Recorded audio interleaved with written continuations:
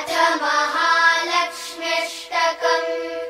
इन्द्र उवाच नमस्तेऽस्तु महामाये श्रीपीठे सुरपूजिते शङ्खचक्रगदाहस्ते महालक्ष्मि नमोऽस्तु ते। नमस्ते गरुडारूढे कोलासुरभयङ्करी सर्वपापहरे देवी महालक्ष्मि नमोऽस्तु ते। सर्वज्ञे सर्ववरदे सर्वदुष्टभयङ्करी सर्वदुःखहरे देवी महालक्ष्मि नमोऽस्तु ते। सिद्धिबुद्धिप्रदे देवी भुक्तिमुक्तिप्रदायिनी मन्त्रमूर्ते सदा देवी महालक्ष्मि नमोऽस्तु ते।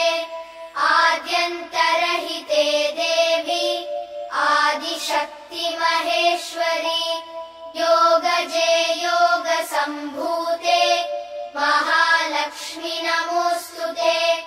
स्थूलसूक्ष्ममहारौद्रे महाशक्तिमहोदरे महापापहरे देवी महालक्ष्मि नमोऽस्तु ते। पद्मासनस्थिते देवी परब्रह्मस्वरूपिणी परमेशि जगन्मातः महालक्ष्मि नमोऽस्तु ते। श्वेताम्बरधरे देवी नानालङ्कारभूषिते जगत्स्थिते जगन्मातः महालक्ष्मि नमोऽस्तु ते।